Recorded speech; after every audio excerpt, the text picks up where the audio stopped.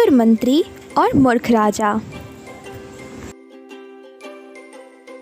कई सालों पहले नदी के किनारे एक चंद्रनगर नामक नगरी हुआ करती थी। इस नगरी में शासन करने वाला राजा बहुत ही मूर्ख था। वहीं राजा का मंत्री बहुत चतुर था। एक दिन शाम के समय राजा और मंत्री दोनों नदी किनारे टहलते हुए शाम का आनंद ले रहे थे। तभी राजा ने मंत्री से एक सवाल पूछा, क्या तुम बता सकते हो कि ये नदी किस दिशा में और कहाँ तक बहकर जाती है? मंत्री ने राजा को तुरंत जवाब देते हुए कहा कि ये नदी पूर्व की दिशा में बहती है और ये पूर्व देश तक जाती है।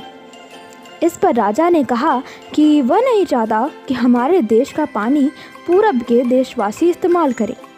राजा ने मंत्री को नदी का पानी रोकने के लिए दीवार खड़ी करने का आदेश दिया। तभी मंत्री ने राजा से कहा कि ऐसा करने में हमारा ही नुकसान होगा।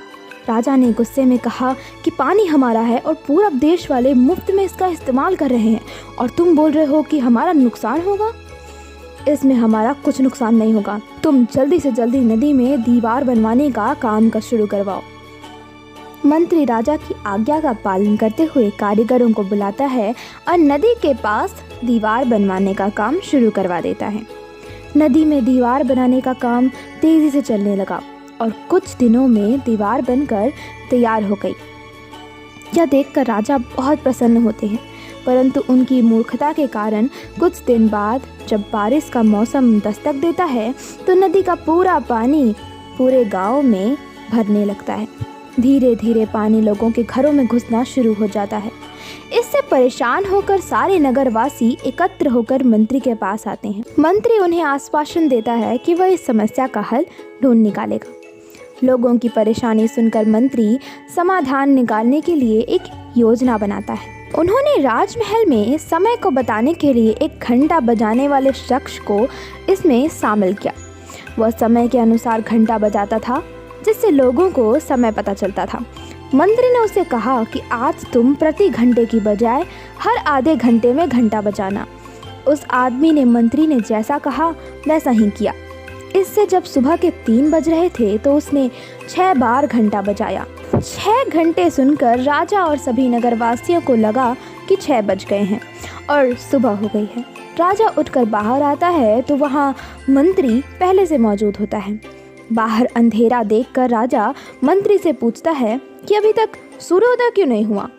राजा के सवाल का जवाब देते हुए मंत्री ने कहा, महाराज, प्रातःकाल हो चुकी है, पर हमने पूर्व दिशा वालों के यहाँ पानी को जाने से रोक दिया है, तो शायद इसलिए उन्होंने हमारे यहाँ सूर्य की रोशनी को आने से रोक दिया है। इसलिए सूर्य उदय तो हुआ है पर हमारे देश तक रोशनी नहीं पहुँची। ऐसा लग रहा है कि अब हमारे देश में सूरज की रोशनी कभी नहीं पहुँच पाएगी। ये सुनकर राजा चिंता में पड़ जाता है और मंत्री से पूछता है कि क्या इसका कोई उपाय नहीं है। तब मंत्री उत्तर देता है कि महाराज, अगर आप नदी का पानी छोड़ देते हैं तो हो सकता है वो भी सूरज को छोड़ देंगे। इससे राज्य में फिर से रोशनी आ जाएगी। राजा मंत्री को तुरंत नदी की दीवार तुड़वाने का आदेश देता है। मंत्री कारीगरों को नदी पर ले जाकर उन्हें दीवार तुड़वाने के लिए कहता है। कुछ घंटों में कारीगरों ने दीवार गिरा दी और तब तक सूरज के निकलने का समय भी हो गया था। सूर्य उदय हो गया। सूर्य की लालिमा देखकर राजा बहुत खुश हुआ और मंत्री को इनाम देने की घोषणा की। राजा ने मंत्री की तारीफ करते हुए कहा कि तुम्हारे कारण हमारे राज्य में फिर से सूर्य उदय हो पाया है और तुमने हमारे राज्य को अंधकार से बचाया है। इसके बाद मंत्री कहता है कि महाराज, ये तो राज्य के प्रति मेरा फर्ज था। इस कहानी से हमें ये सीख मिलती है कि कभी भी दूसरों का बुरा नहीं करना चाहिए और ना ही उनकी तरक्की देखकर उनसे जलन की भावना रखनी चाहिए।